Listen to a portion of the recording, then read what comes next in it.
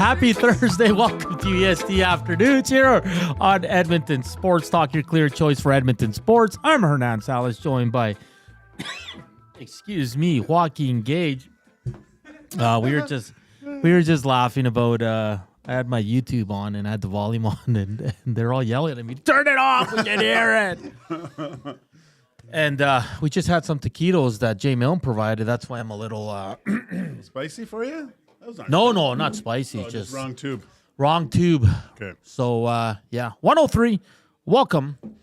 It's going to be a fun show. Tim Hauraney at 2:20 from Mexico. Mexico. We're going to see how many tequilas he's had so far. And then Edmonton Oil Kings head coach Luke Pierce was set to join us at 1:20, but they had a shift in practice. He's going to join us at 2:40 as they're on a... Nine-game roader, man. That is intense for junior hockey. So we'll get a good sense of where they're at and what they're going to do on this enormous road trip. I do think they come back to Edmonton after the American slide, and then they'll go on the road again to finish it off for two. Yeah. That sounds about right. And, of course, 140, it's the red light district with our guy, Joaquin Gage. The best intro here at EST Afternoons. Like always, you can listen to us on iHeart or tune in. Those are the radio apps, or watch us on the EST YouTube channel. Hit us up, 780-218-9999, or on the Nasty Chat. And like always, we're coming to you live from the William Huff Studios here in the west end of the city. Engager, I still got something bugging me here. So how you doing? I'm good. I'll let you handle that thing. I'm good. This is wow. I mean, there might be a new EST award for inter-office battle. There was an epic battle in here recently, just over the last few minutes before the show started. Two members of the EST family going at it heavy regarding the upcoming draft. Yes. I'll say that there was an old commissioner involved. There was a CEO involved. I mean, the whole attitude around the EST offices and studios, it's peaking at a level that's very high. I don't know if it's the angst of the Edmonton Oilers, the season that didn't go the way that the Elks wanted it to. Maybe everyone's just fired up for the Grand Prix in Mexico. I don't know what it is, Hernan, but I'm here for it. And it's a lot of fun. It's a feisty group over there. I know. Like, we're just coming in here, setting up, and they start going at it. And then I think they're still arguing over there. At it. And, of course, you could imagine who the two are. Yeah. Text us in. Who do you think it is? It is not Tom Gazzola, as he is not here. It's. I think there's still a lot of hurt feelings in that whole situation that went down. There is. There's a lot of hurt feelings. So, Big Maple says Dusty versus Matty on drafts, a tradition like any other. Yeah. If we had the bit, we would say it. Yeah. You know what? You know what's funny though? I always side with Matty for some reason, and it's not like a gimmick. I just always agree with him. Really? He does have a way that he can. How he makes his points. Yeah. They're well thought out, you know. I just get loud. that's how I try to win. But yeah, Matty, I have to say you got something there, buddy. Matty does explain in a way that kind of makes sense. Even when he's full of it, it still kind of makes sense. It's the delivery. Absolutely. Matty's one of my favorites. We're at 11 thumbs up. Let's get to 100 again. We got to 109 yesterday, Gager. Which was awesome. If you missed the Sam O'Reilly interview, go back on YouTube or anywhere you get your podcast, Spotify, Apple. They're all there. Great kid, great interview. And we had a lot of fun in Hernan's world as well, so give those a download. But yeah, let's get the thumbs up rolling here. And because we have our two guests in the last two segments, we're going to do the EST Flyaway to LA qualifier a little bit earlier, but you got to tune in and we got to get those thumbs up. They got to be at least at 60 by hour one. I like it. All right. And then... if we get close to 100 early enough, maybe we'll do the keyword a little bit earlier. Of course, the Flyaway to LA, the EST Flyaway to LA is brought to you by the 780. Fun show on two guys. You guys are talking about power plays. You get a lot of, what was the common two names? Gretzky, Ovechkin? I would say Lemieux. Gretzky, Lemieux. That's probably the easiest. It's hard to, because you try to build a power play that has the net front guy, and who would be the best, and then we're trying to decide who's going to carry the puck up the ice. But I mean, how do you go wrong? You could just basically run it would be a choo-choo train of drop passes, and it would just keep getting worse and worse and worse, right? So who would be your defense?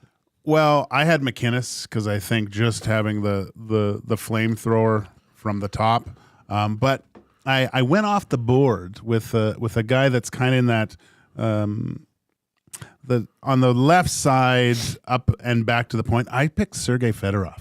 Oh, so the reason saying is because the 1 year he did play D a lot, where even Scotty Bowman said if he had him there for the whole season, he probably would have won the Norris, or would have been considered to win the Norris, right? How crazy is that? That's nuts, man. That is nuts. And then I had Ovi obviously in that one position. Mario would be kind of maybe on, net front, popping up. Gretz, that's a pretty deadly power play. I always like Zubov, and I think maybe because I saw him torch the Oilers so many times on that power play. You have Nicholas Lidstrom. I know.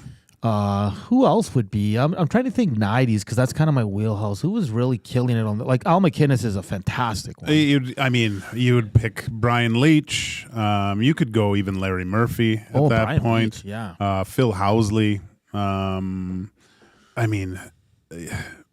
Niedermeyer? No. Oh yeah. You could definitely put Niedermeyer on there. That guy's farting through silk, man. Ray Bork. Bork. Yeah, Coffee.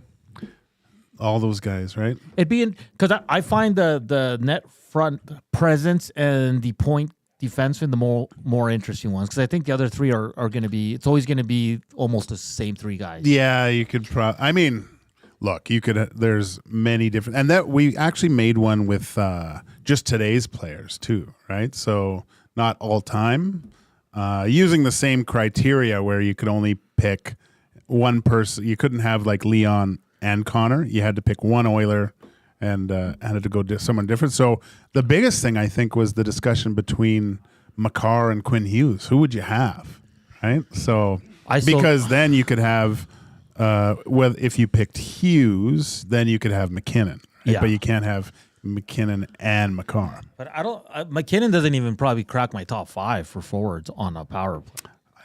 He's nasty on that left side. Like because he's so and I think he has one of the hardest shots and he's not afraid to unleash, and where you wish, I think at times with the Oilers is Connor McDavid taking the safety off a lot of times and shooting it. Cause we discussed it. I think there's a little bit too much force feeding to Leon trying to get it over there.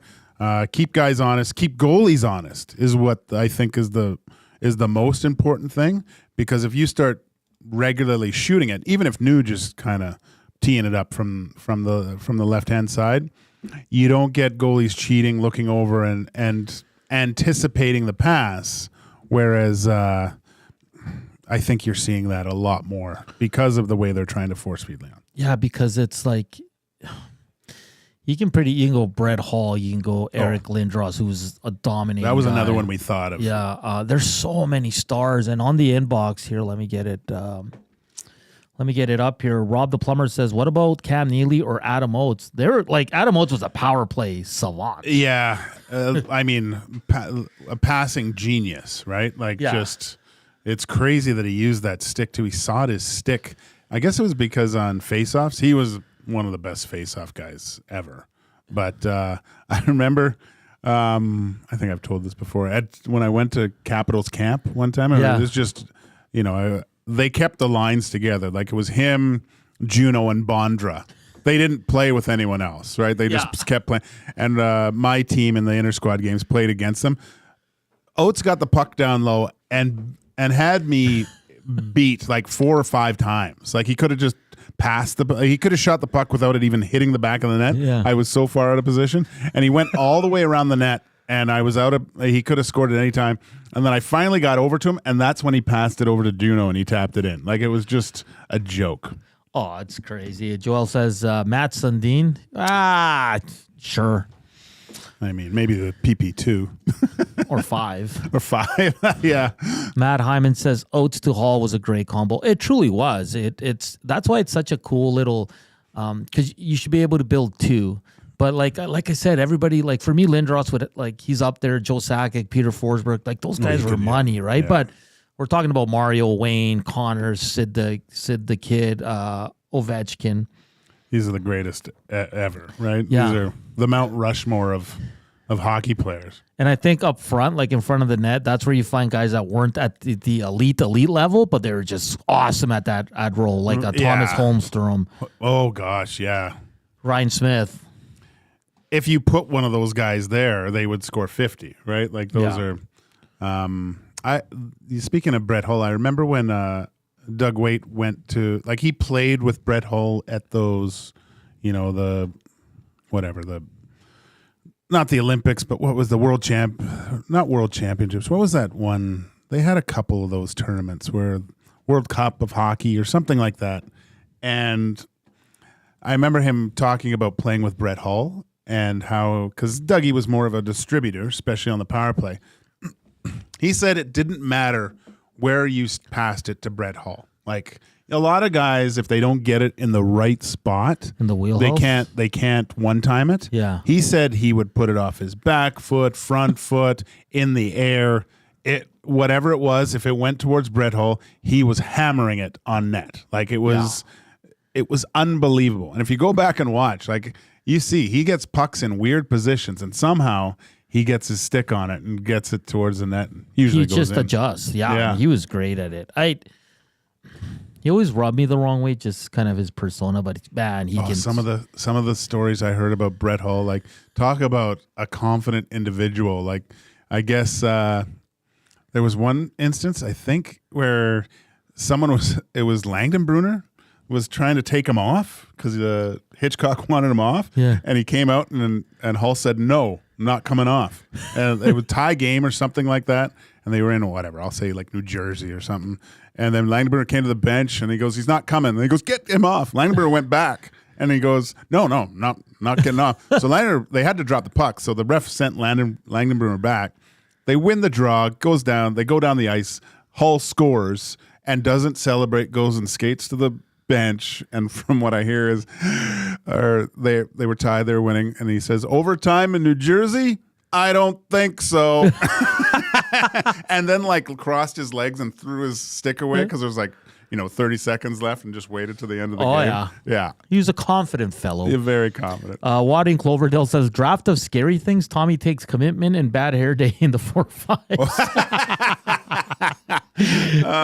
Then Big Maple sent a picture of Iwanek and Dusty fighting. Well, good job there, Big Maple. He's got to send out a pic with his ear guards there to keep his ears warm because he doesn't want to mess up his hair this week or Friday night.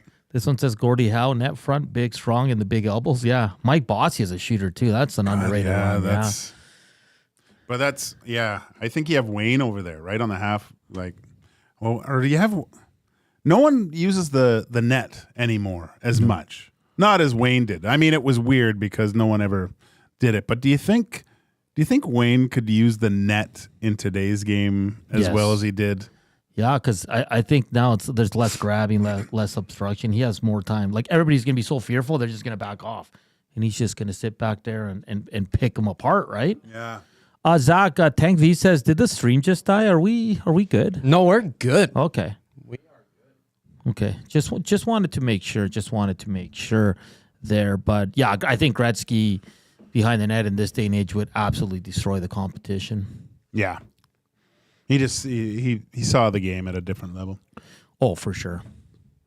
All right, coming up next, we're going to get to, I want to play you a clip of Brad Marchand, and I'll explain it when we return. And I love the leadership shown by the little guy.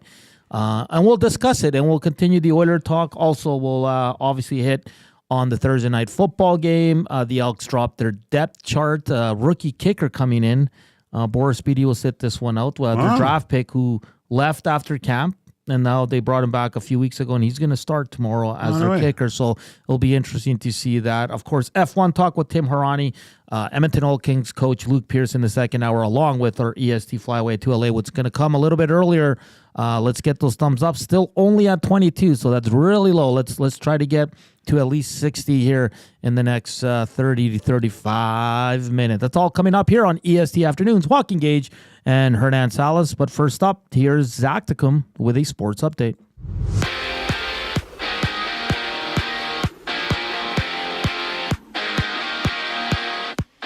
There's 9 games in the NHL, with the Devils and Red Wings opening up the night, leading into the Stars and Lightning while the Hurricanes face off against the Flames. Trey Ford will start tomorrow when the Elks meet the Argos, while Cameron Dukes gets the call at quarterback on the other side.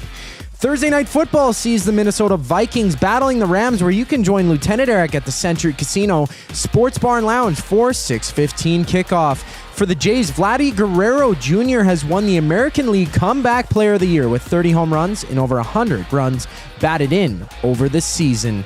The Canadian men's soccer team has moved up in the FIFA World Rankings, jumping from 38th in the world to 35th. Right after the break, EST Afternoons continues with Hernan Salas and Joaquin Gage. I'm Zachary Kubish, keeping you up to date.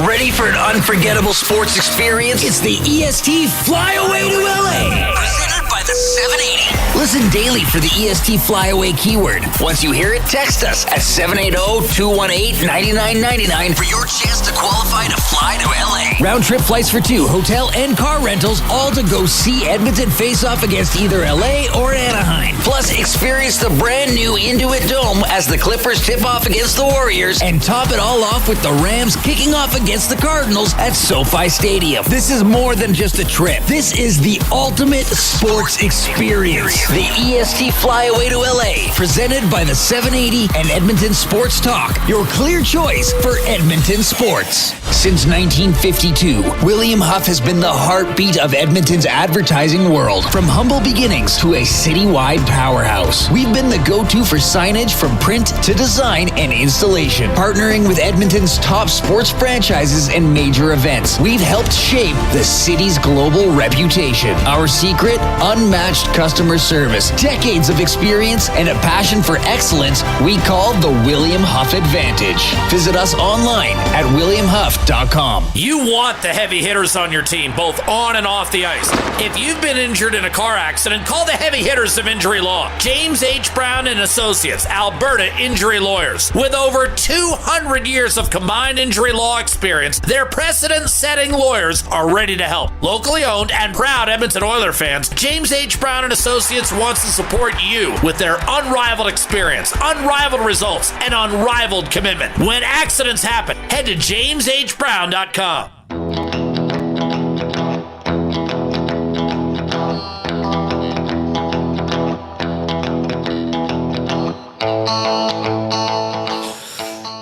.120, welcome back to EST Afternoons here on Edmonton Sports Talk. Keep the messages coming, 780-218-9999, or on the nasty chat.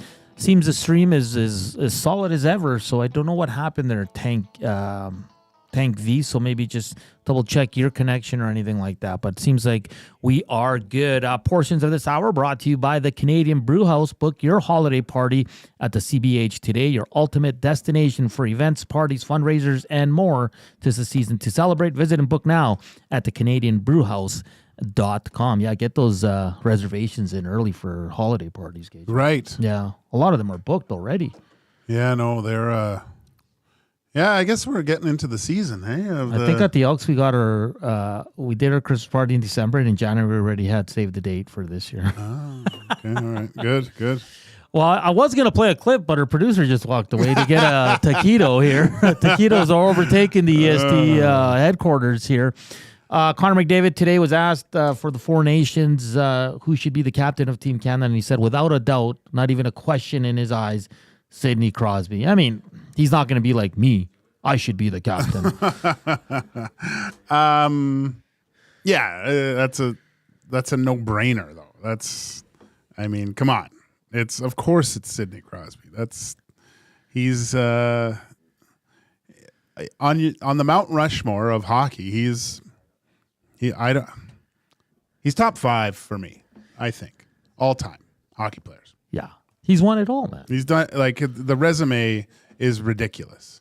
Although he should only have won one Conn Smythe. The War Pig should have won the other one. Yeah. Mr. Scullets, Rusty Shackleford says, Mr. Scullett, Al Iafredi, that guy could tee that puck up. Yeah, and he was an interesting fella. And smoke at the intermissions. Oh, yeah. I heard, like, I played with a guy that Al was a few years older than him, and they went to, I want to say, Sudbury that's where he played junior. Yeah. And he showed up in, like, a motorcycle and stuff and no helmet and smoking. It was like that opening scene in Youngblood where, they show up in the stuff. So, but back then, I think a lot of hockey players would smoke. Oh, yeah. I mean, I remember when I said that the Russians, I don't think I met a Russian that never didn't smoke. They smoke. They always smoked. Yeah. So Jim Montgomery ripped into his captain, Brad Marchand, in their last game because he made a horrible play. Okay. And then, social media, media in general kind of ripped the coach for doing so. And this is Brad Marchand's response today about that incident. Here, let it rip there.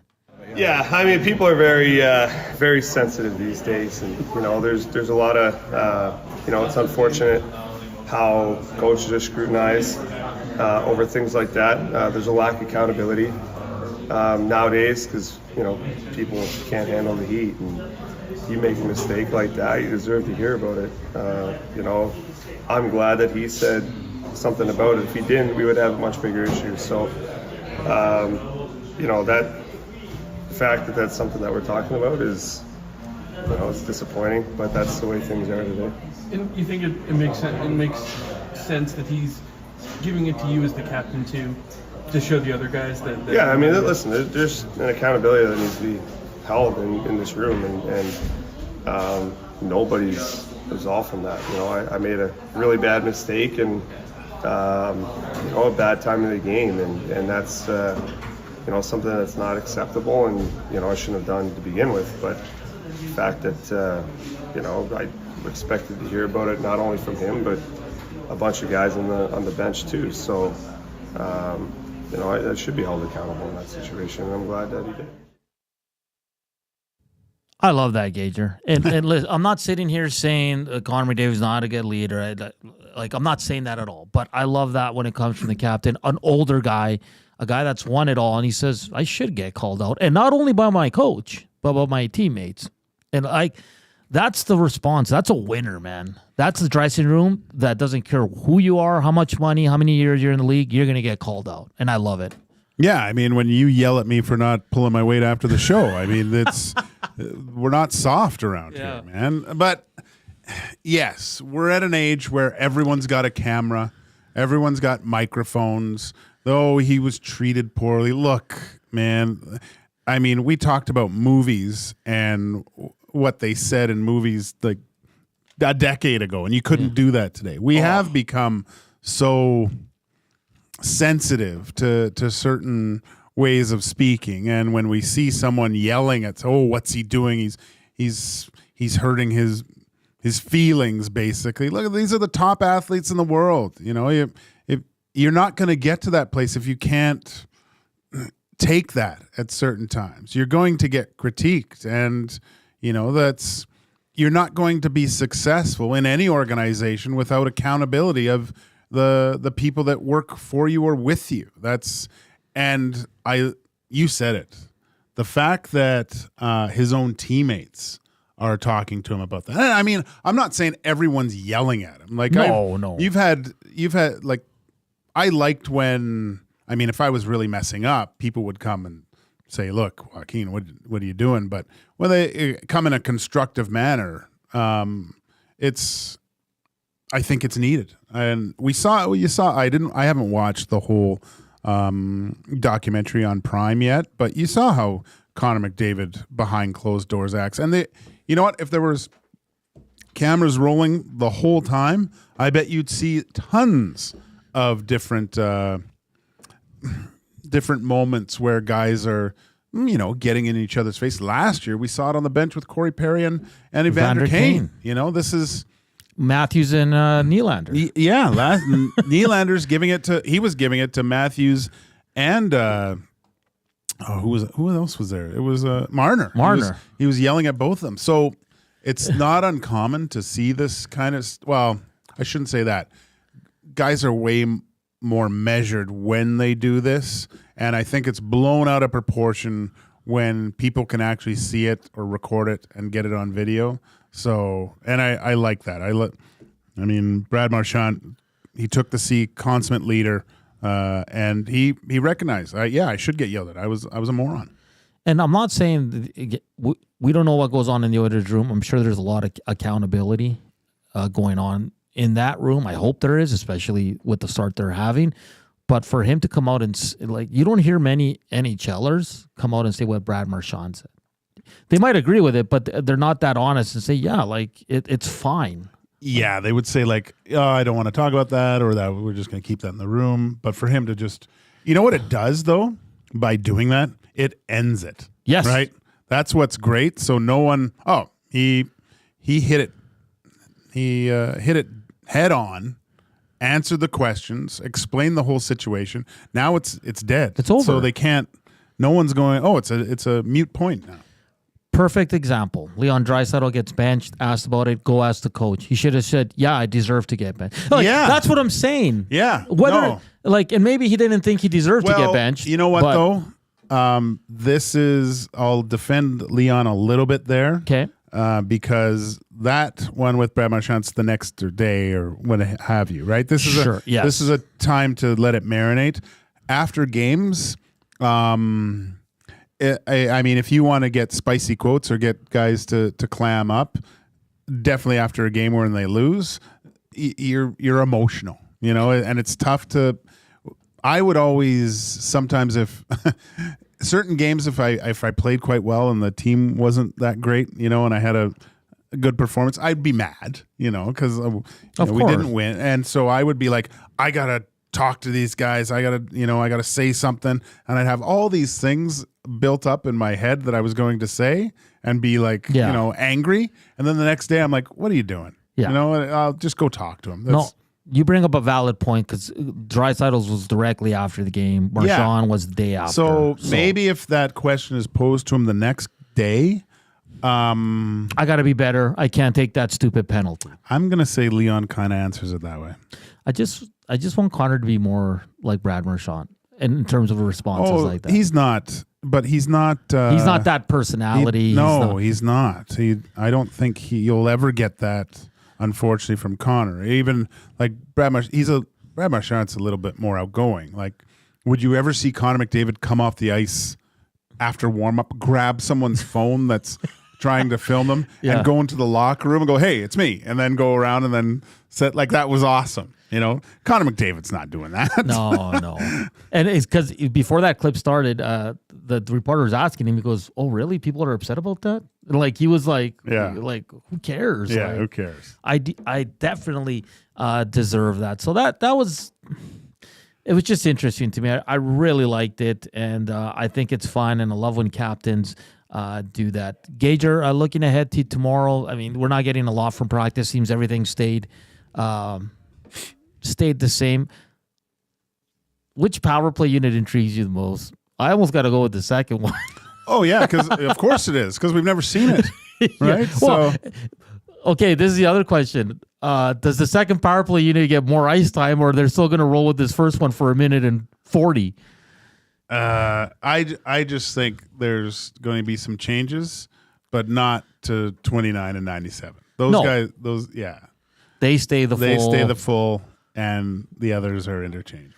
Because tomorrow, if they get their first power play and they roll out the same five guys, I think Chris Knobloch takes 2 steps back there because he's done such a good job this year with holding people accountable. And if he goes back on it and says, got you, psych, I think a lot of people are going to say, well, this guy didn't have the stones to do it. Because it's to do it at practice is one thing. To actually do it in a game where you desperately need a win. Well, I think what he's done is it's a shot fired over the bow, right? Look, guys, and because he did the same thing before in practice too, right? He moved some things around. Skinner. Yeah. So I think this is look. I want you to hold guys accountable, and I'm not opposed to switching things up if things aren't going our way. Like we need to win games. It's your personal feelings of playing 2 minutes on the power play if they're hurt, and you by not producing. I'm sorry, but come on, we're trying to win hockey games here, not be and just what we talked about. You can't be so soft. You can't sit there with your lip on the ground. And I know better. Ekholm and Bouchard were rotating in the first unit, but I kind of like Ekholm there. He has a hell of a... You know why I like Ekholm? You know he's going to keep it simple. If he gets teed up, he's putting it on net. Yeah, like there's a lane, he's getting it there, right? Where Bouchard's doing like the double take right now. He doesn't know whether to shoot it or pass it. You can tell he's overthinking it. He was so successful with how he was... the way he can dance and toe drag, his fake slap shot, like everything was working at the end of the year for him, right? So, and look, I'm a firm believer if you simplify things, all those other things start to open up for you. It's the same as, if you got a shot on net and taking it, they're going to start, oh, this guy's shooting. I gotta get in the lane. I gotta get in the way. I gotta take him away. That's going to open up more chances to go through the seams to get it to Leon at that point, right? So, why is Jeff Skinner being moved around so much when he's probably been their best forward? I think it's at this point is to get other people going. But that's unfortunate for him because he's worked his butt off to get onto the top six. Then now he's back with Enrique and. But they were good. I don't think he would be upset with that because they had chances. They were successful. Podkolzin with Draisaitl and Arvidsson does not intrigue me. Now that I said that, they're probably going to have a killer game tomorrow. And I just think that, like with Skinner, I think he's ready to pop at some point here. And if he's in that situation where I know it's basically a third line is how you would view it, but if they're in most cases, especially if you look at the next few games coming up, those guys up against third line competition, they should feast. That's a hard line to handle if they keep playing what we saw a few games ago. I agree with Brett B. Says, I would like them to leave the lines at 5-on-5 for a few games. Tough to gain any sort of chemistry if lines are always in the blend. They're fine with the power play movement, though. And I brought it up yesterday. Scott O'Neill in Winnipeg said, I like leaving my lines together for a while because you need to build something. And I think the Oilers so far this year has been a mishmash. They didn't start well. Go to the nuclear line. Now we're switching it again. And I thought 5-on-5 last game, they weren't awful, but they were pretty good. And I thought you were building something. And Draisaitl, Arvidsson, Skinner was looking better and better as they got more reps. But now you're switching it again, Gager, and it's just driving me crazy. I know every coach in the league does it, but I find here we're doing it way too much. Yeah, I mean, to me, it's a little bit too much. It seems like as a coach, I've never been a coach, and you're trying to find something that sparks, but also you've seen the consistency with the Enrique, Skinner, and Brown line from before. I don't know why you just wouldn't have let those guys cook for a while. Exactly. Right? And at times, if you're going to let the power play work itself out, why wouldn't you let those other groups try to work themselves out as well instead of mixing them up? But the one area of your game you're not willing to do that would be the power play. And I know you do it for a game-on-game basis, but Podkolzin's not going to be a top six guy long-term. Right? So, it drives me crazy when they do this. Like, what are you trying to build? You didn't get blown out last game. You didn't. No. Skinner was your best forward on that line, and then you're moving him around again, and then you're moving Podkolzin up, and you're doing this, and you're doing that. Just for me, it's too much movement this early on. And I know before the season started, we started here, and I was going to do pre and post, I said, man, I hope the Oilers don't start so well so we can have some fire. But I was kind of joking. I didn't think it'd be this bad this early because what are they, 2-4-1? they're trending not in a very good direction in a lot of aspects of their game. And the coach is kind of going, even though I praise Coach K for his holding accountable of players and doing certain things like that, changing the power play, he's also driving me crazy with all his movement with his lines, man. If I see McDavid and Draisaitl against Pittsburgh together, I'm going to lose it. Like, I get it after a PK because that's their strategy. You're going to see them together because it does work. Yes. So, especially after the PK there, let's just hope that you see more of that. Actually, I would say let's see more of that in that situation because that means the Oilers have actually killed a power play. I think even if they get scored on, they go with the big. Oh, maybe they do, whatever. Ro Nelson says, why put Colson? He's a Canucks cast-off, top 10 bus fourth liner. Lavoie dominated Put Colson in the AHL and even beat him up. Put Colson hasn't scored a goal in the NHL in 26 games. I mean, if you're asking me if Lavoie or Podkolzin, for me, it's a toss-up. I mean, Podkolzin's more suited to play in the bottom six. He's physical, where Lavoie's more of a power play guy, a little more offensive, a little bit slower. But I saw some analytics folks yesterday on the X Machine saying Lavoie should be here, and I'm just like, guys, Janmark should be out of line. I'm like, he had a bad game, but like, watch the games. Stop just going off these numbers and shots per, what did I see? There's so many crazy stats now, Gager, but it was like, I think it was goals per hour or goals per really? shot. Yeah, and I'm like, what are we talking about what are you right now? doing? What are you doing? And then Zedmo says, Perry and Podkolzin were clicking in camp, and they've been good together. This in the regular season. He also says Tippett shortened the bench to 2 lines above 4 games. And I mean, Tippett, Woodcroft, and Coach K are all guilty of the same thing. Yeah. All of them. There's not one of them that can say, well, I didn't do that. They all do the same thing because that's the only move you have, Gager. Yeah, no, it's and again, I've said I'm not a coach of the Oilers, but I think I would probably go back to it.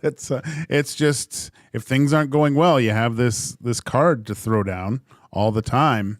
But then all your other lines fall off. Yeah. Especially the Nuge line. Oh, gosh, yeah. Yeah. And I know this doesn't happen, but it seems like when you put those two together, it's like, okay, well, they're together, so it's their responsibility to take on all the offense. Go win us the game. And then everyone else just, okay, that's it. I know that's not it, but sometimes I'm thinking, God, it's so valuable to have other guys contribute in the game. Not unlike that Philadelphia game. I think that was a pretty big turning point for the Edmonton Oilers this year. Just because of the way they came back in the game, how other guys were scoring. Skinner played well. I think that was kind of the first time that they started looking quite good, right? So, they just need to shore up a few things on D and just those attention to details at certain points, and I'm sure they'll be fine. Tiki Spark says, tough when you got no chemistry, but also just losing games. When you're losing at the start like they are, he'd be fired if he did nothing but still lost. With Skinner looking good with Enrique and Brown, do we see a Savoy addition in the top 6, Waddy and Cloverdale? I don't think just yet. I think Noah Phillips the first call-up.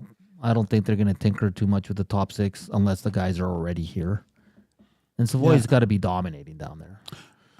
It all depends on how he's doing. I don't know the pro. Philp, from what I gathered, I saw his stats. He's doing quite well, right, and playing in every possible position. So that's encouraging. And Lavoie and Henderson with the Silver Knights. He's played 3 games, donuts across the board, and is a -4. Don't read too. Like I always say, don't read too much into it. I haven't watched them play down there, so I can't tell you if the numbers are a little misleading. The -4, but no points so far there. It's probably taken him a while to get used to his surroundings and new players and all that. But again, I've been saying it. He was not the savior. We need to pump the brakes on this guy. Yeah, no, I don't. That's not the position you're looking for, though. Exactly. So. And then I'll just quickly look up Matt Savoy's stats. He's an asset to get what you need. I don't know. Did you hear Craig Button the other morning? No, I did his not. Rant? Oh, yeah. He was... On who? On Lavoie? No, on the Oilers defenseman. Oh. That you can't plug a 5, 6, 7 into a 4. Exactly. Right. And that's all they have, right? That's all they have. Outside of Ekholm, Bouchard, and Nurse sometimes can go both sides. Let's be honest here. They got 5, 6 defensemen. They don't have top 4. They might not even have a fifth. It might be a 6, 7 guy. Yeah, it's like... Seriously. It's 6, 7s. Emerson, you can't expect this guy to jump into a 4 spot with under, 40 games. That's crazy. Dermott, Stetcher, those guys are... I mean, Kulak is a really, really good defenseman in the NHL, and he's considered a 5. Yeah. And the analytics crew, I saw some stuff yesterday again saying Emerson should be playing with Nurse. Their numbers were unreal, but I'm like, the eye test they didn't doesn't... watch the game. I'm tired of... Yeah. I'm tired of someone looking at a piece of paper with some numbers on it and saying, oh, it worked. No. Watch the game. Watch the game. Matt Savoy, by the way, 4 games in Bakersfield, 1 goal, 2 assists, +5. So trending well. All right, guys, coming up next, it's one of the favorite segments on EST Afternoons of the week. It's the Red Light District with Joaquin Gage. That's coming up here on EST Afternoons. Hour 2, another chance to qualify for the EST Flyway to LA, which is presented by the 780. Tim Hauraney to talk some F1 live from Mexico, and we'll have Luke Pierce, Edmonton Oil Kings head coach, and the keywords coming soon. Let's get those thumbs up. We're at, I think, just over 50. Let's get to 60 at least by the end of the hour. Red Light District is on the way, but first up, here's Zacticum with a sports update.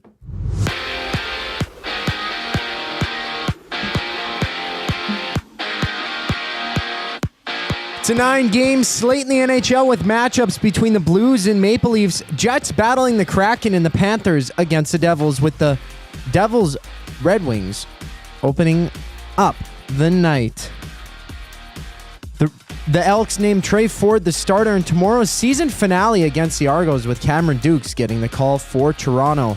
Down south, the Rams kick off against the Vikings, and Lieutenant Eric will be hanging down at the Century Casino Sports Bar and Lounge on Fort Road for 6:15 kickoff. In basketball, the Celtics meet the Wizards. The Spurs visit the Mavericks in Dallas. Denver tips off against the Thunder, while the Timberwolves play the Kings. Vladdy Guerrero Jr. has won the Comeback Player of the Year for the Jays in the American League, and FIFA World Rankings has moved the Canadian men's team up to 38th from 35th. Canada most recently won 2-1 against Panama earlier this month. Right after the break, the Red Light District with Joaquin Gage is up next. I'm Zachary Kubish for your sports update. Wake up with the Nielsen Show with Dustin Nielsen and Lieutenant Eric. Weekday mornings 6 to 9 on EdmontonSportsTalk.com. Book your holiday party at the CBH today. The Canadian Brewhouse is your ultimate destination for events, parties, fundraisers, and more. 'Tis the season to celebrate. Visit and book now in-store or at thecanadianbrewhouse.com. Your brand deserves more than just a whisper, it deserves a buzz. At the Hive Product Marketing, they specialize in promotional products that bring the buzz. From eye-catching giveaways to unforgettable keepsakes, they got the perfect products to make your brand stand out and get noticed. Visit the Hive Product Marketing and let them create the buzz your business deserves. The Hive Product Marketing, the official merch partner of Edmonton Sports Talk. Visit them online at thehiveproductmarketing.com. Hi there. If you're like me, you like to picture yourself in luxury, even though there's absolutely no way you could afford it. And if you can, well, even better. Thankfully, I picture myself in something that is luxury, but still absolutely affordable, like the all-new Mazda CX-90 from Park Mazda. With the new luxury features like facial recognition settings and quilted detail Napa leather seating, I can pretend to be comfortable with all of my proper settings activated without even touching the button, thanks to Mitch Lewicki and the great staff at Park Mazda. I like to picture Mitch Lewicki with like a giant eagle's wings and singing lead vocals for Leonard Skinner with like an angel band. And I'm in the crowd hammered drunk. Park Mazda, your dealer for life in Sherwood Park off Y Road, parkmazda.ca.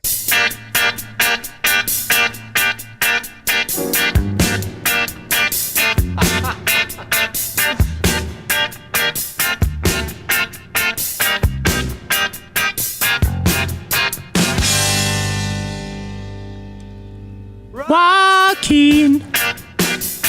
You don't have to put on the red light. Those days are over. You don't have to sell your body to the night. Joaquin. You don't have to wear that dress tonight. Walk the streets for money. You don't care if it's wrong or if it's right. Joaquin. You don't have to put on the red light. Joaquin. You don't have to put on the red light. Joaquin. Joaquin. Joaquin. Joaquin. Joaquin. 148. That's the best intro song on the station. Wonderful pipes of Lieutenant Eric. That's good. Yeah, good stuff. Well, Joaquin, it's time for the Red Light District. What you got? Well, I've been hearing a phrase that's always kind of irked me, but this week it's really starting to bug me. And maybe it's me just confirming my goaltender card, and it does kind of involve Stuart Skinner. But people say this phrase, and you've probably heard this before, and I can't stand it. I don't understand it at all. And it usually involves goaltenders, and it starts with, well, when he's on, he's on, but when he's not, he's not. What goaltender is good when he's bad? This I heard tons of people talk about this on different broadcasts and different networks talking about Stuart Skinner being good sometimes, his inconsistency, but when he's bad, he's not good. Of course he's not good when he's bad. No goaltender is. Name me one goaltender that when he's playing bad is good. Yeah. Not one. And this phrase, I just don't understand it. I mean, and I've racked my brain. I'm looking around the NHL. Okay, does that apply to so-and-so? No, when he's bad, that kid sucks. I look up to another, like one of their top guys, UC Saros. I was looking, no, when he's bad, yeah, he sucks too. Stop saying this phrase. When a goalie's bad, he's bad. That's it. That's all that.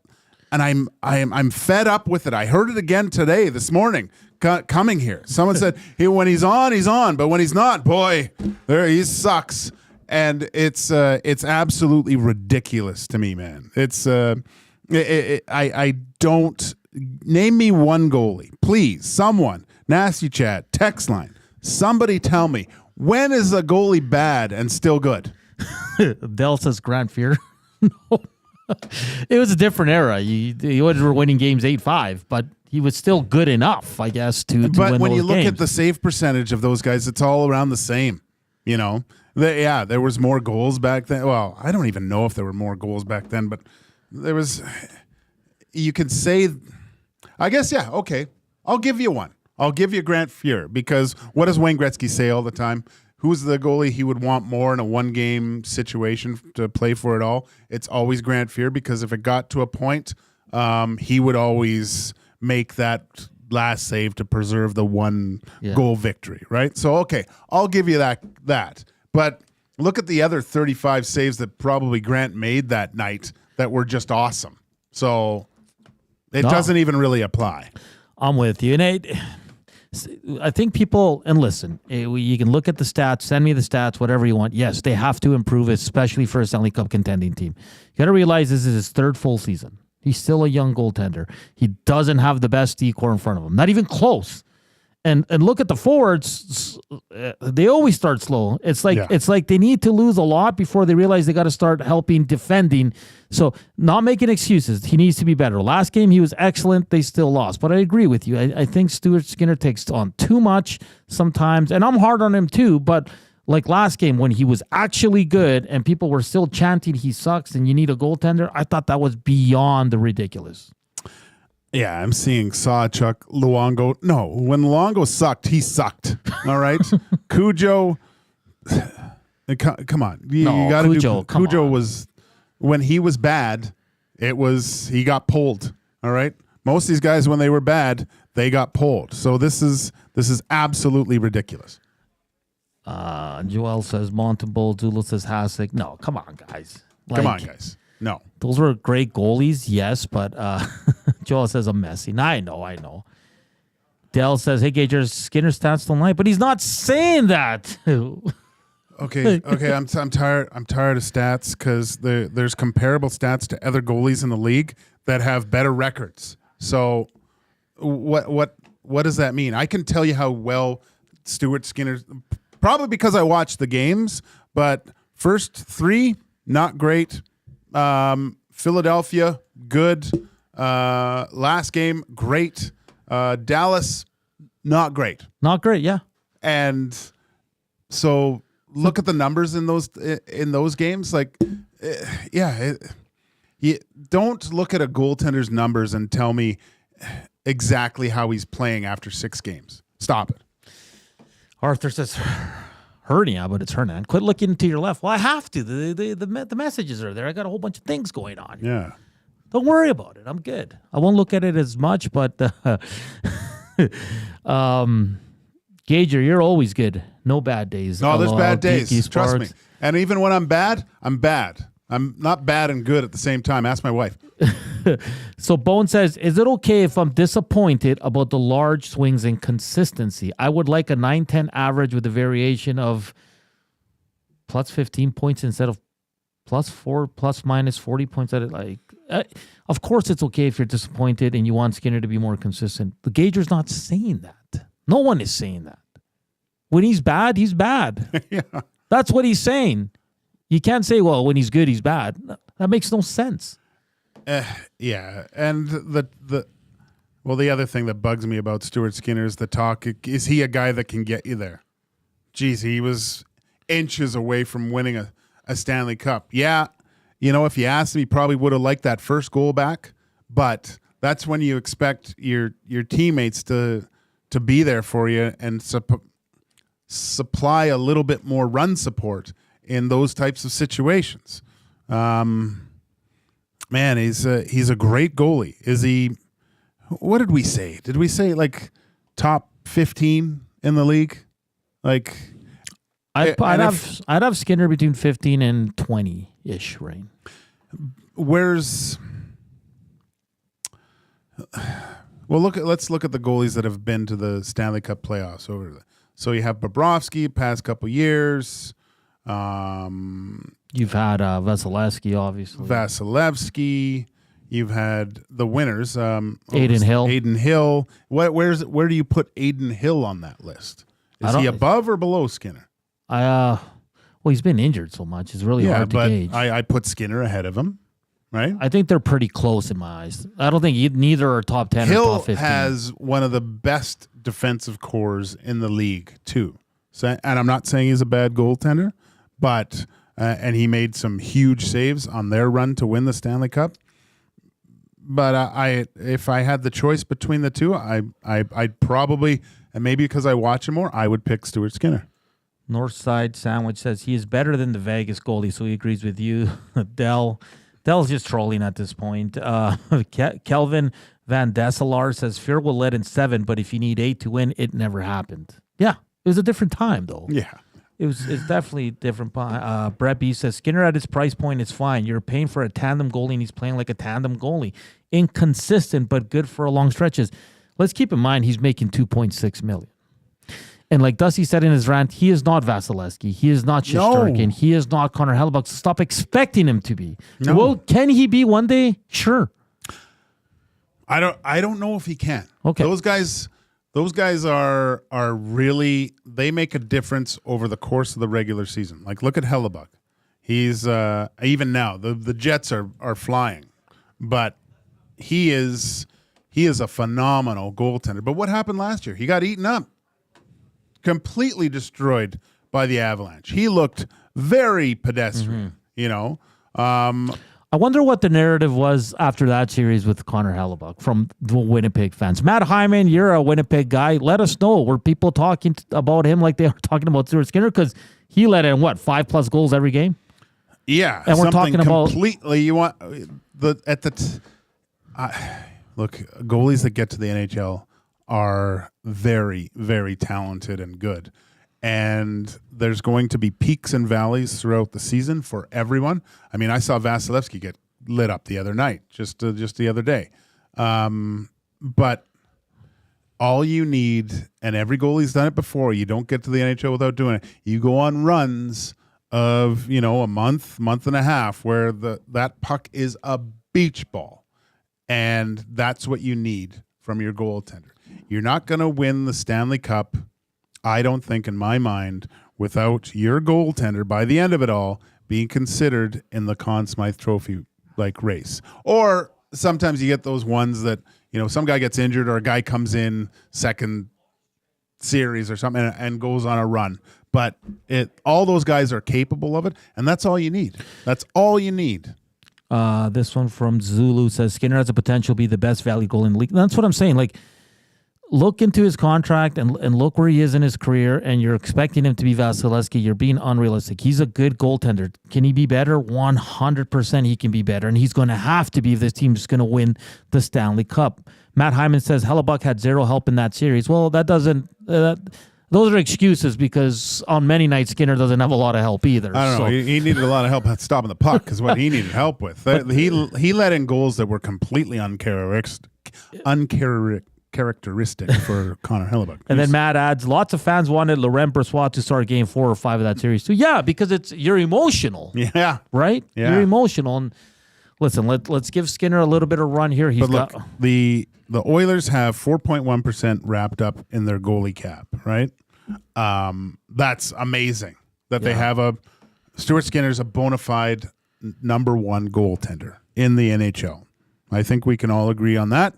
But to have, once you get around over the 8.5 to 10, then you're really having to make tough decisions on other parts of your lineup, and that's usually including scoring goals. That now you're not even competitive at this point. Yeah, we'll get 2 texts from the Nature Boy and Mike, the Michigan fan, that made me laugh. I like this one though. If you can win a cup with Chris Osgood, you can win a cup with Skinner. Look at the team though. The era. Oh my God. Like Chris Osgood was on an absolute stacked juggernaut team. And Chris Osgood was a really, really good goaltender. Yeah. He wasn't mediocre. No, really unreal. Yeah. And on an excellent, excellent team. And he let in a couple from the other end that series too, or that playoff run. There was some iffy games. Yeah, for sure. So Tim Hauraney messaged me from Mexico. He's going to join us at 2:35. So we'll go a little late with our next segment, and then we'll have to push Luke Pierce to 2:45. We'll keep him for 5-6 minutes. So nothing really changes. It's just moving up. We really want to talk to Tim though, so we'll accommodate his 2:35 requested time. So how about we do this? Let's give out the keyword right now. Let's do it. Before the guests start joining us, get ready to text in 780-218-9999. And the EST Flyway to LA is proudly presented by the 780. 780 is a homegrown local shop right here in Edmonton. 780 is both the shop name and their in-house clothing brand that celebrates all things unique to E-Town. They also work with close to 100 local vendors from the 780 area code to help promote and get their brands off the ground. Check them out online at 780.com or at any of their 5 locations at Southgate, Londonderry, Kingsway, St. Albert, and the Outlet Mall by the airport. It's time for the keyword. And today's keyword is something that we both enjoy quite a bit. Music. Hey! Music. Text that in to 780-218-9999, and our producer, Zacticum, will pick our next qualifier. We'll chat with them after the break here on EST Afternoons with Joaquin Gage and Hernan Salas. Celebrating 70 years in the signage industry, William Huff Advertising is the most recognized name in the game. An in-house, one-stop shop for all of your design, print, and installation needs. William Huff provides quality graphic solutions for everyone. Here in our City of Champions and throughout the nation, they are the preferred signage partner entrusted by many of the biggest corporations, pro sports teams, and organizations to bring their identity to life. Recognize the name, get in the game. WilliamHuff.com. Looking for a winning strategy for your retirement? Contact me, Joaquin Gage at K4 Financial, where expertise meets dedication. I will always look for a careful approach to your retirement, ensuring your financial future is secure. From tailored strategies to clear, actionable advice, I'm here to guide you every step of the way. Don't leave your future to chance. Get in touch with me, Joaquin Gage, today at k4financial.ca or email joaquin.gage@k4financial.ca to start planning for a brighter future and a more secure retirement. A&W has a deal for you. What's better than one A&W Mama Burger made with a perfectly seasoned grass-fed beef patty topped with pickles, a slice of onion, ketchup, mustard, and teen sauce served on a toasted sesame seed bun? 2 Mama Burgers for only $9.99. You can enjoy 2 of these delicious, mouth-watering Mama Burgers for only $9.99 at participating A&W restaurants in Edmonton, St. Albert, Sherwood Park, and Devon. What a deal! And to make it even more convenient for you, most A&W drive-thrus are open 24 hours.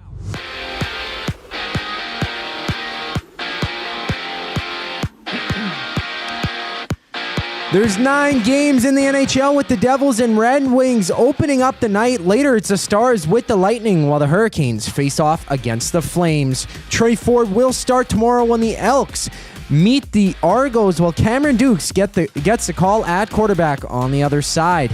TJ Hawkinson will be out for the Vikings in tonight's game against the Rams, with the team planning to bring him back next week. Catch our very own Lieutenant Eric down at the Century Casino Sports Bar and Lounge for the action down on Fort Road.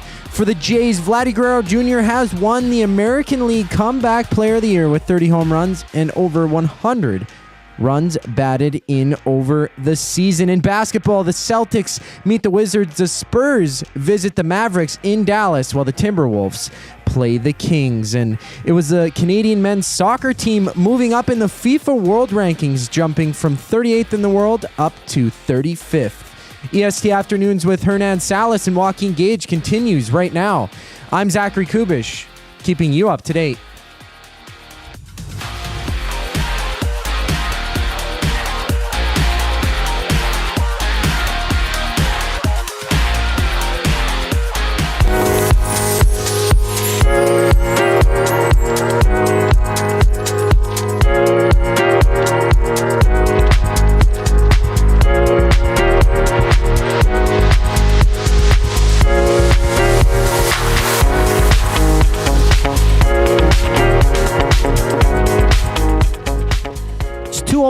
Hour 2 of EST Afternoons. Joaquin Gage, Hernan Salas, and Zach the Kim. The conversation really took off about Stuart Skinner. I'm going to leave it at this. Can he be better? 100%. Is he in the mid-tier level of goaltenders? Yes, he is right now.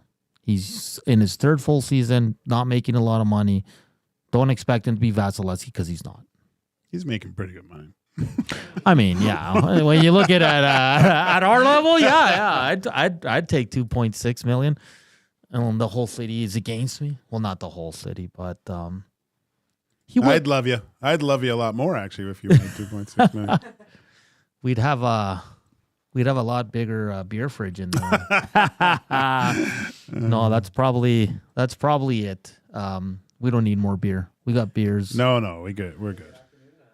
So someone's got to start drinking those stouts, though. You're not a stout guy? I am, but I can't do lots of them. I can stomach 1 or 2. Yeah. That's normal beers. A stout, probably half of one. Yeah. No, that's there's one of those coffee things in there too. I got to try. Yeah, I don't like flavored beer. I like my beer to taste like beer. Well, that makes sense. Like all those fruity and sours and coffee beers, no, not for me. I mean, I don't mean full coffee, but no, I know. Those hints, of caramel and rich espresso. I like that. One of my favorite wines comes with a hint of whiskey. Ooh, it's good, man. Done in some bourbon barrels, maybe. Yeah. Really good. I like that. The stouts are the only beer. Well, do you like the Guinness? Oh yeah, I mean, look, I'll pound stouts. Don't get me wrong, but you know, I find that my palate has broadened. Just I'm not. I was IPA guy for a while there. Just I was beer snob, but now I'll venture out a little bit more to some stuff. I'll try like everything, but there's just like I like just like a what would you call it? Like I like a lager. You just like those easy beers. Easy beers, you know. I like them a little bit more robust and stuff. Like you know what I haven't had in a while is a good wheat beer. If anyone has a good Hefeweizen that they can recommend that maybe they've tried, let me know. How about that? Is it called the German beer? The Erdinger and no, it's like a black can. Has the German Fier. Those are good. Man. You like those? The Pilsner, the Hefe is good. Yeah, it's not Hefe enough for me. Oh, look at that. We got our qualifier. Sorry, Zach. Just we start talking beer, we get off the rails. Oh, I'm all ears for that. I'm all ears. Well, David's on the line. He heard some of the beer talk as well. All right, David, how you doing today? Oh, just sitting at home with week off with COVID. Oh, no. Well, at least this is a bit of good news for you, David, as you qualified for the EST Flyway to LA. Have you ever been to LA? Yeah, a little bit. Yep. Yeah. To the airport, at least. Okay. Okay. If you win this trip, who would you take with you? Oh, probably the wife. The wife, and then you get to watch Clippers, Warriors, Rams, Cardinals, and the Edmonton Hockey Club in either LA or Anaheim. Which of those three leagues would you be most interested in going to watch? Probably cool seeing the NFL games. Okay, you never seen one live? No, seen baseball down in Seattle. Make sure, I don't know if you heard on the Hangout today, but the old Intuit Stadium is quite state-of-the-art. You'll have to download the app and all those things. I think that would be quite exciting, getting down there and getting T-shirts launched straight from the scoreboard right at you. How's that sound? It'd be awesome.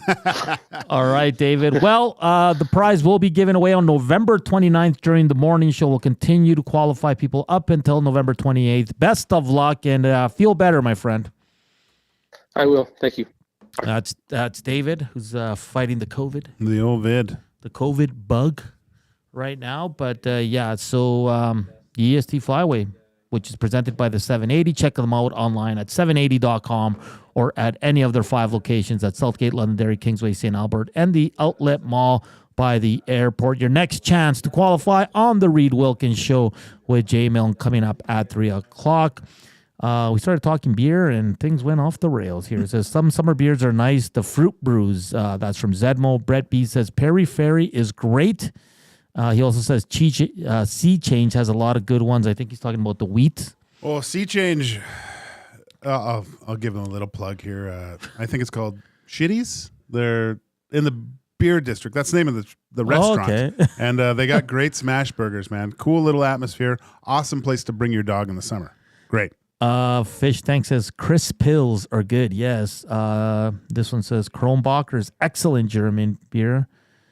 I love German beer. Yes. The Lowen, I think it's called Lowenbrau. It's a Löwenbrau. You've had them all. You played in Germany. Oh, yeah. The German beers. I said this. I couldn't drink beer here for like 2.5 years because it tastes awful after being in Germany. Do you remember? There weren't as many the beer's gotten a lot better.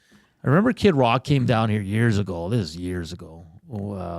Did he shoot up some Bud Light? No. And he came up for an award show, and then they interviewed him, and he goes, "Man, the beer's good up here." Because I heard the beer in the States is terrible too. Well, the hams and the stuff it's $3 for 64 or whatever. Yeah, it's not going to taste great. Yeah, Zedmo says now I want a beer. Question for you, Gager, from Dell. Who is the starting goaltender for Team Canada? Ooh, gosh, that's a good one. He said, please don't say Skinner, but I know. I think he's in the conversation. He's right now, I mean, you got to look at the Canadian goaltenders, and it's tough. Skinner, Hill, Binnington. Binnington's an interesting one. Yeah, watch. it's going to come down to who's playing the best at that time, right? Team Canada has right now are kind of usually they're leading in choices for goaltenders, and this is the first time that you're looking at even the U.S., Russia.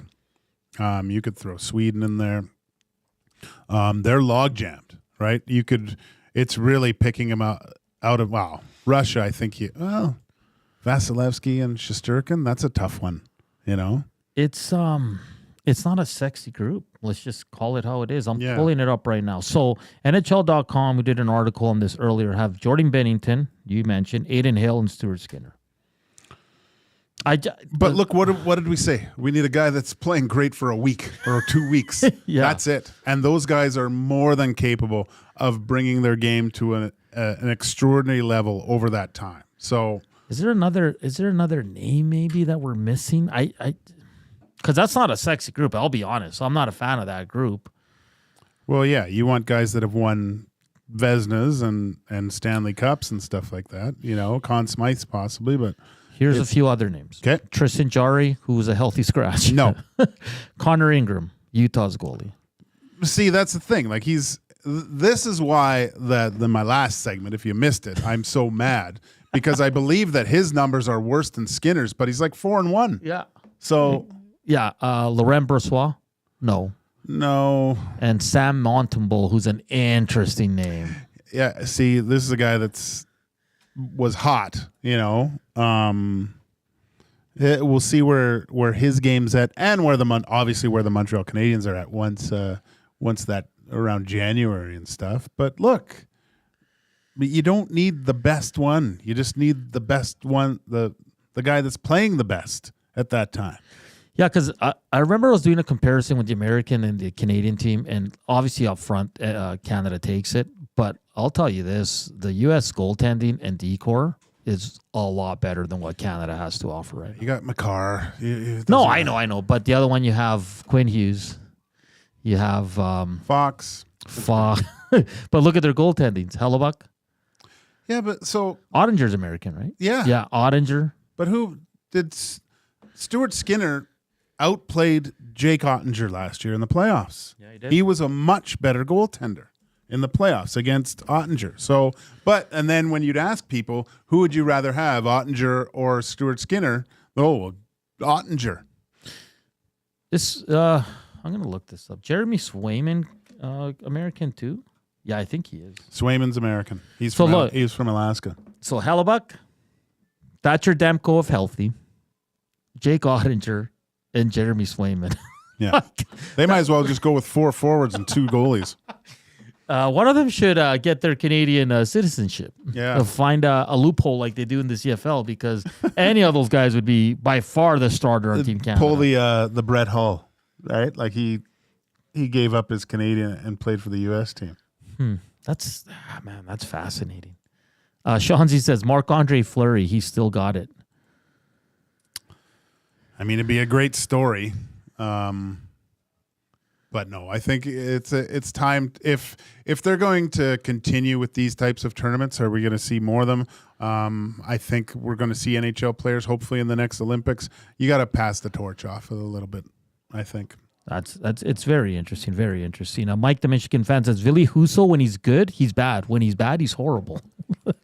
Deaky Spark says Osgood is like the only guy with over 400 wins not in the Hall of Fame.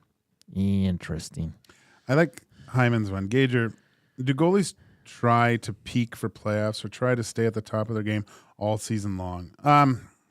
It's a great question, Matt. They when I looked at it, it was kind of like being a sprinter going to the Olympics, essentially. So their progression to get their game in the right window you're trying to get at the top level of your game throughout the regular season. You want to play well every game, but you want to somehow get that feeling, like I mentioned, where everything seems to slow down.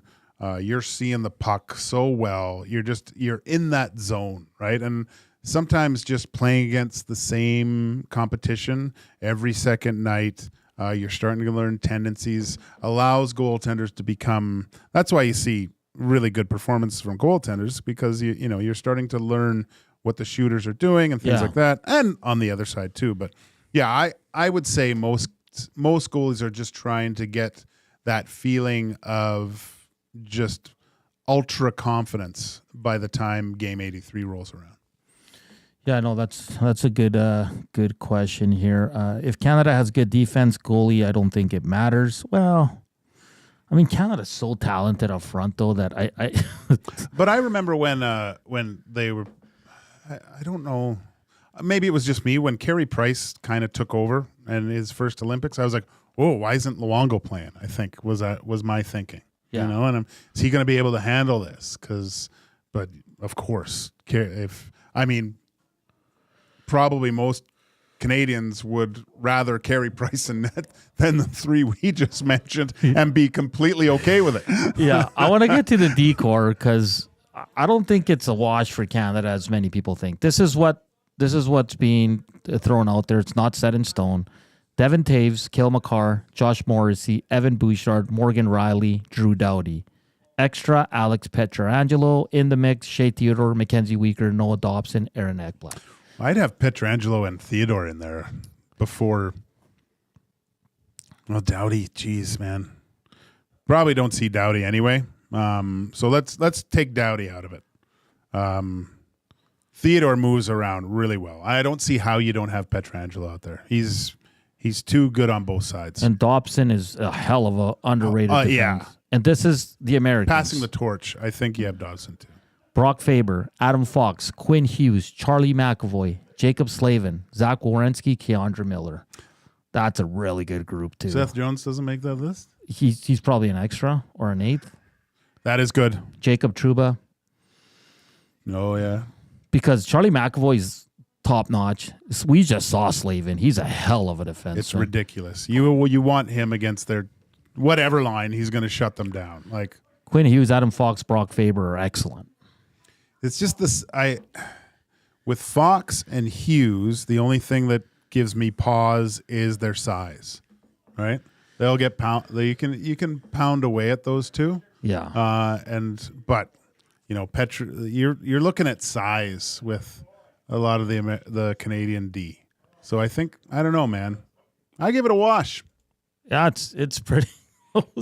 Zedmo says, haha, Bush. No, these are lists I'm reading that people that have put out potential these are all Hernan's lists from NHL though. So don't come at me, man. Matt at the Garren says, is Nurse on that list? No. Matt, have you watched him play? No. I mean, he could be, but he'd have to take. We thought so. Yeah. But no. And even like Bouchard, he's been one of the most what is he, third in defensive scoring over the last couple of years? He's been good. He's been good, man. So Brett says, I'd have Weegar in there. I think he's sneaky good. He also adds, I feel dirty complimenting the players. Lord Weiss says, Morgan Riley? Really? Weegar, I have time for.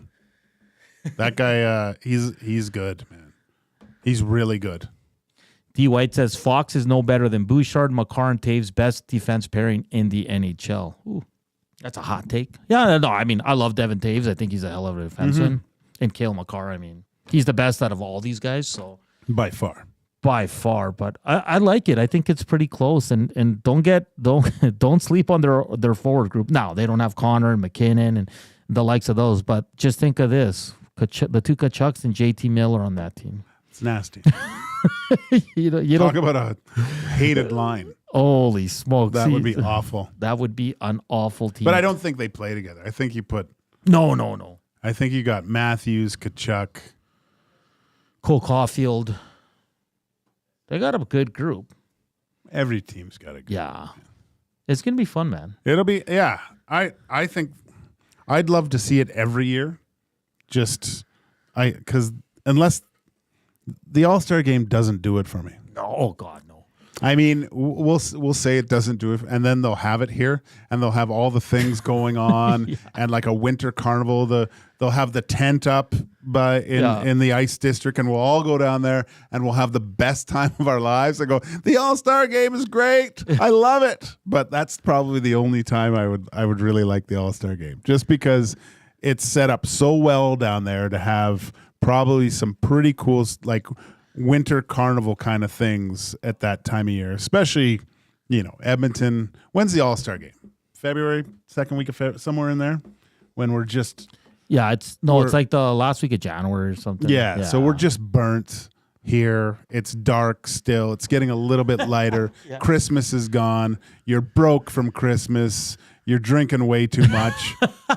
And then with this Four Nations, you're just gonna get an injection of life. You're gonna drink more, so it's gonna feel better, and then and it'll just give you that nice little gap. Like when people go away for February to get out of the cold, that we won't have to go away. I think when they all Zacticum, who's better, Canada or the U.S. from what we've just been talking about? I think it comes really down to the goaltending, and I gotta say that Team USA on paper looks better right now, but I don't know, like the offensive structure of Team Canada is just going to be worlds above everybody else that it's going to be hard to really doubt them. Like it's really coin flip, but I gotta stick with my gut and go USA. What do you know I don't even know the format. And Zach, Jesus. Good on you, Zach. I like that you're not going with what everybody's going to pay. Be your own man. I like it. And what did you think of the uniforms, the jerseys yesterday, Zach? I did not like the looks, man. I didn't like them. The jerseys have really looked really weird the last few years, from Adidas to Fanatics and everything like that. And sure, like some of the jerseys look really good, but I think they could do better. Like it just kind of looks like a half-botched jersey that was the first kind of sketch, and then they kind of just rolled with it and went with it without looking at other options. Like most of the jerseys I've seen over the years, like they've looked great for the countries. Yeah. And I don't know, it doesn't make me want to go out and buy one. It's a jersey that I don't want to own. Like I'm a jersey collector, and that's not a jersey I'd ever buy in my lifetime. Because you're a jersey guy. That's why I'm asking you. I'm not a big jersey guy. I don't buy a lot of jerseys, so I did not like the look of them. I think they look a little tacky. It seems they look a little cheap. They look like... Really? I feel like might be digging into it a little bit too much, but they almost look like a minor league team or something kind of jersey. Specifically for Team Canada. That's the one that I had my eye on the most. I haven't looked at them. Yeah, Canada is one of the. Why don't I just go back to what works, man? Like some sort of reverse retro old Canadian jersey, right? Like tried and true. Yeah, 61 thumbs up. We're falling short. We need 39 here between 2:24 and the 3 o'clock hour.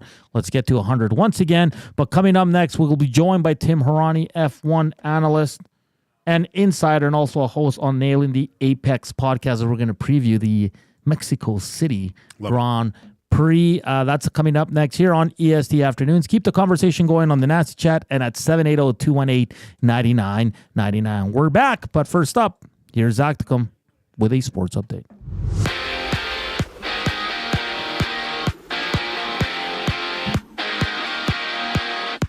It's a 9-game slate in the NHL with matchups between the Blues and the Maple Leafs, Jets battling the Kraken, and the Panthers against the Rangers. The Elks named Trey Ford the starter in tomorrow's season finale against the Argos, with Cameron Dukes getting the call for Toronto. And in the NFL, TJ Hawkinson is out for the Vikings tonight, while Puka Nacua has been taken off the IR, listed as a game-time decision. Vikings-Rams kickoff goes at 6:15 with Lieutenant Eric hanging out at the Century Casino Sports Bar and Lounge for that one. The NBA has the Spurs on the court with the Mavericks, the Timberwolves playing the Kings, the Celtics facing the Wizards, along with the Thunder tipping off against the Nuggets. F1 analyst Tim Hauraney joins Hernan Salas and Joaquin Gage just after the break. I'm Zachary Kubish with your Sports Update.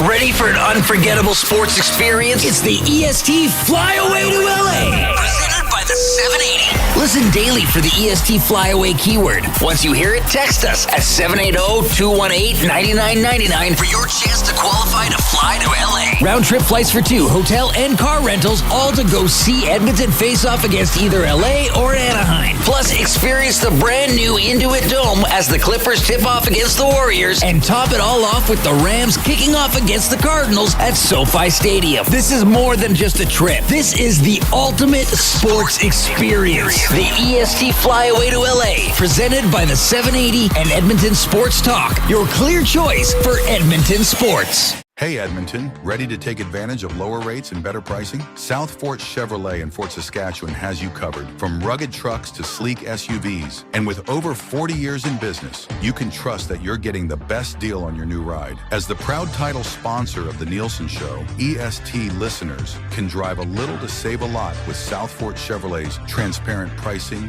and down-to-earth sales team. Visit us today in Fort Saskatchewan or online at southfortchev.com. Celebrating 70 years in the signage industry, William Huff Advertising is the most recognized name in the game.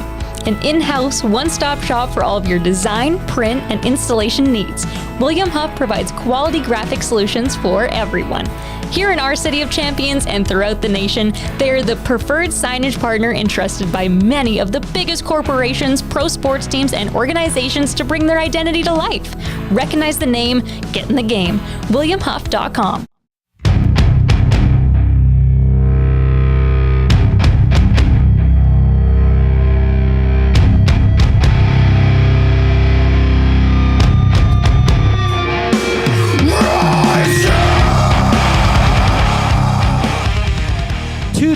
Welcome back to EST Afternoons on Edmonton Sports Talk. Joaquin Gage, Hernan Salas, and Zacticum.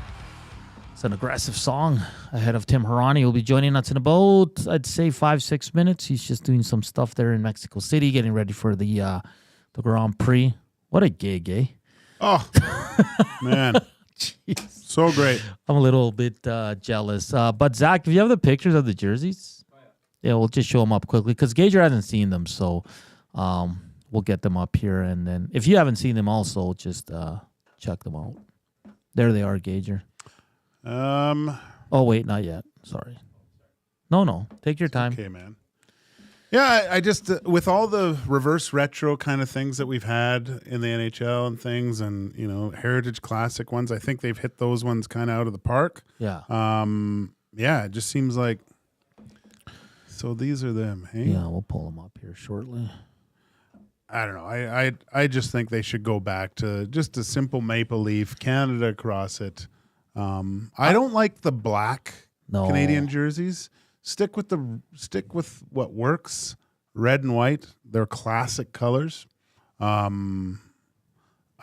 love them.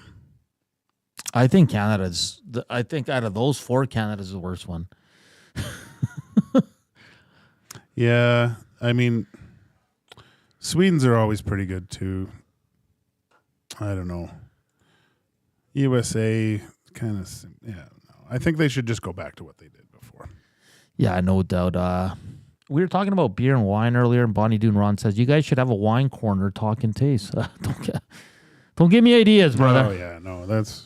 You want to keep listening to us, right? Hernan has too much wine; he'll fall asleep. Yeah, those chairs recline too. So yeah, have 5 guys sleeping on that couch. That'd be hilarious. Oh boy, F1 Gager.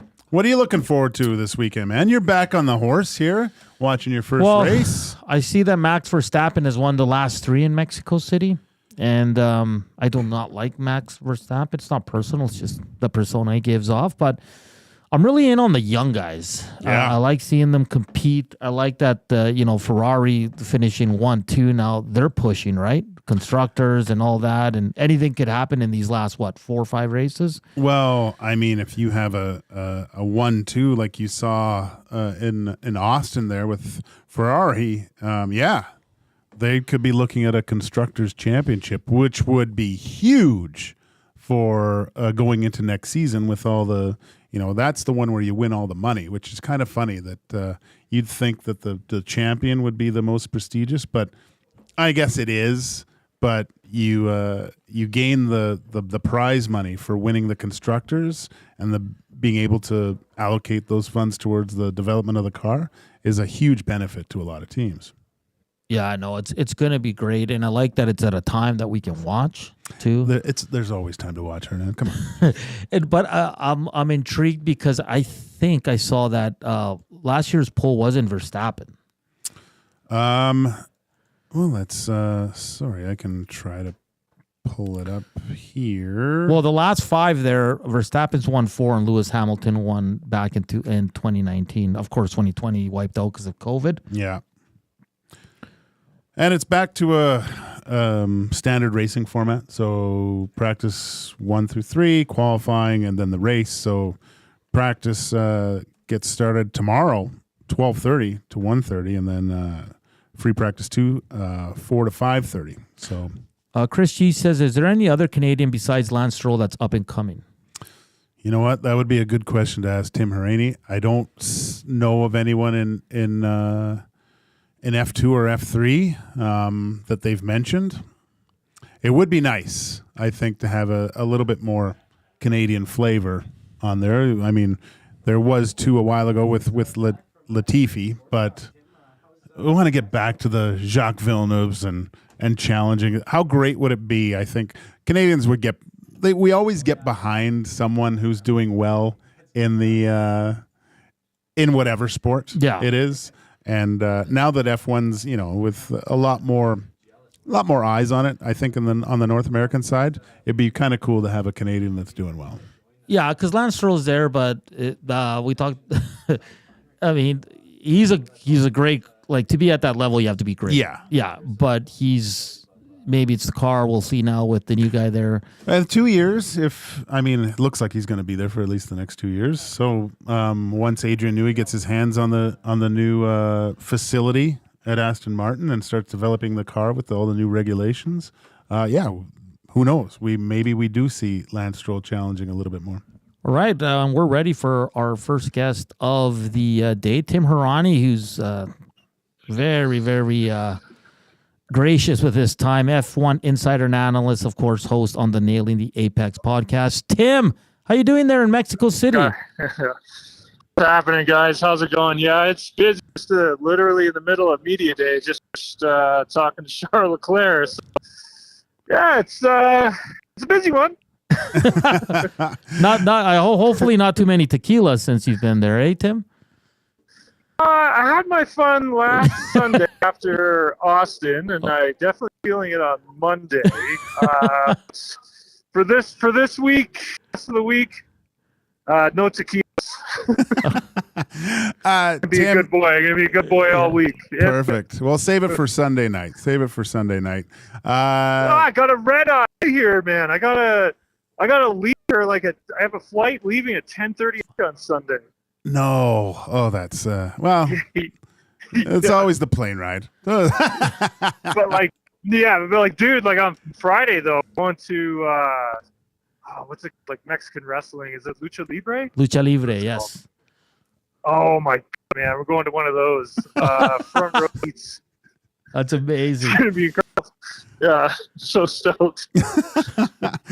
Tim, I just want to go back to Austin a little bit. There was some great racing between Max and Lando. You had talked about it a little bit, how you thought that Lando's given a little bit too much leeway to Max and has to kind of get his elbows out if he wants to challenge these last few races to see if he has any hope of winning this championship. Yeah, I really believe he does. Max he's just so good at playing in that gray area of the rules, and he is just so wild. This is the best I think I've ever seen him. Doesn't have the fastest car. He's under a lot of pressure. Easy for him to just concede to Lando, because again, Lando's driving at a very high level as well. But I find that when it comes to that wheel-to-wheel battle, I feel that it's Lando should have addressed back in Austria with how the two of them race each other. because I think he probably should have set the tone. He should have set the tone there. Like, he should have gotten his elbows out more there. He should have let Max know, this guy want to be raced, and put Max in a difficult situation, because at that time, Max had a lead in the Drivers' Championship, and Lando wasn't really a threat at that moment. And I don't think Lando thought he was a threat at that moment. And so why not just really try and be aggressive, risk something, get the elbows out, and see what happens? Because then you're kind of setting, right? You're sending that message, being like, this is how we're going to race, if we're going to race each other. But when you take a look at what happened in Austin, I mean, it really does look like he just got shoved around at some point.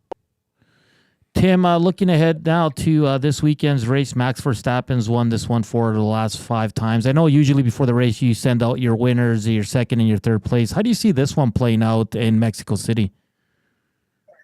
I think Ferrari's going to be up there. Charles Leclerc, I think, is going to be up there. So is Carlos Sainz. It's going to be a difficult one because of just how close the field is now. I mean, the top 4 teams at any given time could be faster teams, depending on the track, surface, temperature, combination corners. That's what we're getting down to now. And you take a look at Austin, not particularly a McLaren track. Like, that's probably one of their weak tracks on the calendar. And they were, Lando arguably could have finished P3, maybe P2, maybe. And they started on the back foot the entire weekend. So for those 4 teams, they can flip a switch and just turn things around at some moments. I think McLaren's going to be strong here. Speaking with Andre Stella following the U.S. Grand Prix, and he thought that Mexico could be an opportunity to claw back some points. I think also Brazil as well. So, taking a look at the podium for this weekend, it can be any of the combinations between Red Bull, Ferrari, Mercedes, and McLaren. That's news to my ears, having these top guys going at it through the last few races here. Tim, Ferrari's was great in Austin. Are they bringing any new upgrades to the car? Because they said they haven't changed the car much over the last few races. And do you think by the end of this that I think this Constructors' Championship is still up for grabs. Do you think Ferrari can kind of challenge and possibly win the Constructors this year? Oh, yeah, absolutely. I totally agree with you. I think they could.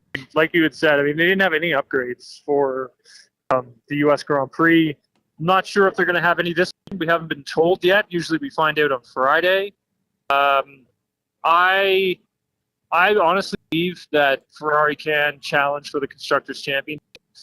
Charles Leclerc believes that as well. He told at the U.S. Grand Prix. So, there's a lot of moving parts with both championships. Given the Driver Championship is a little bit wider now, with Max having, 7-point lead over Lando. But then the Constructors' Championship, that thing can turn around real quick because you obviously have drivers scoring for both teams. So, yeah, no, I totally agree with you. I definitely think that Ferrari can contend this Constructors' Championship this season. Tim Hauraney joining us here, F1 insider and analyst and host on Nailing the Apex podcast. The change in altitude usually brings some obstacles here, impacting engine power, cooling, and downforce. How do they prepare for that with the change in altitude? Because I think it's the highest they go to on the circuit, right? Yeah, it is, and you can really feel it just walking around or walking up the stairs and I'm I'm a pretty fit guy, and I can feel it. So the drivers will definitely feel it. I was speaking with Valtteri Bottas about this earlier today, and he was just telling the fact that since the air is so thin all the way up here, he said that the engine is the one that really takes the beating. He said for the drivers it takes about 2 to 3 days to really get used to that. He said by Sunday race day, he says that he's not huffing and puffing as much as he would be on Friday and Saturday, but it is noticeable. Just walking around, you can really notice it. And for the drivers, it's just an extra portion of sensation on the body I think the drivers are lucky from the standpoint that the track's not that physical. Like, there's a lot of long straightaways, so plenty of times to brake. There are lots of tight, slower corners. There's not much high speed. It's not that bumpy. It is a little hot when one comes out, but I mean, other than that, guys, I mean, I think that from the driver standpoint, it takes them a while to get used to this really thin air car. I mean, it's all down to the engine, right? That the air needs to be pumped into that engine to get the right amount of power. So teams are going to be optimizing as much as possible. Tim, before you throw on that luchador mask, we got one more for you here. The last time we spoke, of course, the future of Daniel Ricciardo was still up in the air. We saw him leave. Liam Lawson gets that seat, has a unbelievable performance, I feel, going long on the hards, taking the power unit penalties, and finishing ahead of his teammate Yuki Tsunoda. How do you see that relationship moving forward with with Yuki and Liam? And if Liam Lawson finishes the season looking as good as he does, and maybe Sergio, doesn't improve over the last, could you possibly envision that Liam Lawson be Max Verstappen's partner by the start of 2025? Oh yeah, 100%.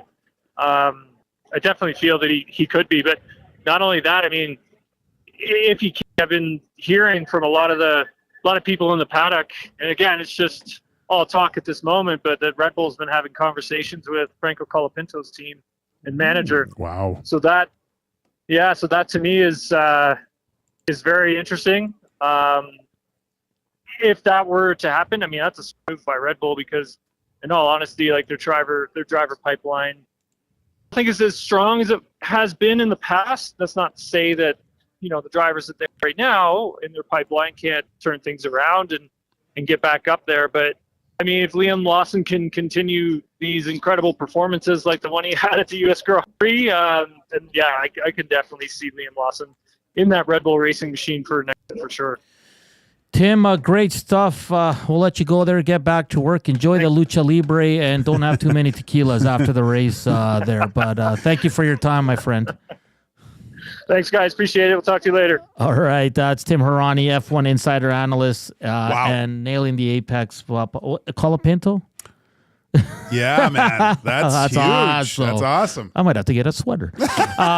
We got to go here. So we're going to bring in Edmonton Oil Kings head coach Luke Pierce coming up next here. It's EST Afternoons. Joaquin Gage, Hernan Salas. Here's a sports update with Zach Tacum.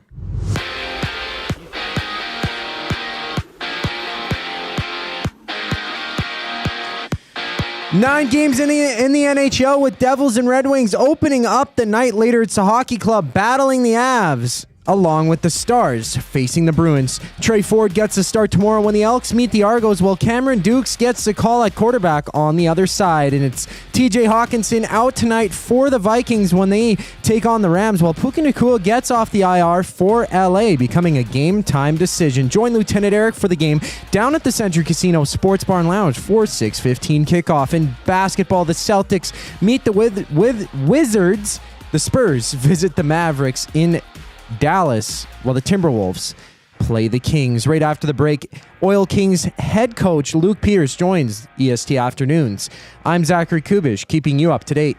You want the heavy hitters on your team, both on and off the ice. If you've been injured in a car accident, call the heavy hitters of injury law. James H. Brown and Associates, Alberta Injury Lawyers. With over 200 years of combined injury law experience, their precedent-setting lawyers are ready to help. Locally owned and proud Edmonton Oiler fans, James H. Brown and Associates wants to support you with their unrivaled experience, unrivaled results, and unrivaled commitment. When accidents happen, head to jameshbrown.com. 780 is just another lame-ass, low-budget local shop. Homegrown right here in Edmonton. 780 is both the shop name and their in-house clothing brand that celebrates all things unique to E-Town. They also work with close to 1,000 local vendors from the 780 to help promote and get their brands off the ground. Check them out online at 780.com or at any of their 5 locations at Southgate, Londonderry, Kingsway, St. Albert, and the Outlet Mall by the airport. Looking for a winning strategy for your retirement? Contact me, Joaquin Gage at K4 Financial, where expertise meets dedication. I will always look for a careful approach to your retirement, ensuring your financial future is secure. From tailored strategies to clear, actionable advice, I'm here to guide you every step of the way. Don't leave your future to chance. Get in touch with me, Joaquin Gage, today at k4financial.ca or email joaquin.gage@k4financial.ca to start planning for a brighter future and a more secure retirement.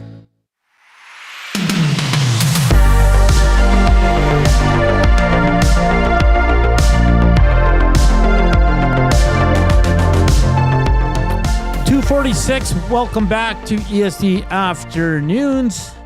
Joaquin Gage, Hernan Salas. Got to get right to it. Here's running a little behind, but we're welcoming in Edmonton Oil Kings head coach Luke Pierce. Luke, how you doing down there in Everett? Doing well, thanks. Great to be on again. Yeah, you guys are on a mammoth road trip here. It's a 9-gamer already, 1 game in Red Deer. You guys are coming off a 5-1 win this past Sunday over the Rebels. You kick off the second game of this 9-game road trip tomorrow in Everett. Sorry. What have you made? I know we talked to you after 2 games the first time, but you guys sit at 4-4-0-1 with 9 points. So what have you made of your team through these 9 games?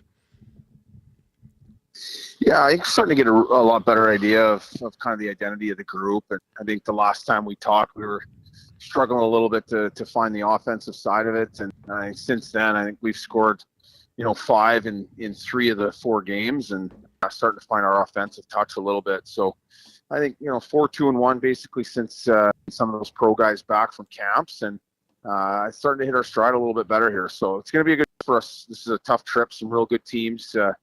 Starting with probably the best one of them in Everett tomorrow. Luke, as a coach, getting on that bus, spending a lot of time, you find out a lot about your players, especially when you get a little punch drunk by the end of those things. I kind of distinctly remember what it was like, but what are you looking to find out about your team, especially, going on this mammoth road trip, and where do you think you can get in the standings coming back home once this thing is, well, at least when the U.S. portion is done? Yeah, there's a lot of things I think you're looking for. I mean, obviously, first and foremost is trying to put some points up, and we call these like bonus points outside of your conference and division, and try and put some of these away. And beyond, I think it's like you said, all the time and hours on the bus, and that's a big part of creating the bonds that make your team so and culture so strong. So already in it, a little bit of throwback. The guys are playing cards again and putting phones away a little bit more now. So that was good to see. And then I think the last thing really is battling through the challenges of the trip and the resiliency build up, and then you come out of this knowing a lot more about what your team is. And we haven't had a very heavy schedule, so now a lot of games under our belt, and really find out what kind of team we are here coming back.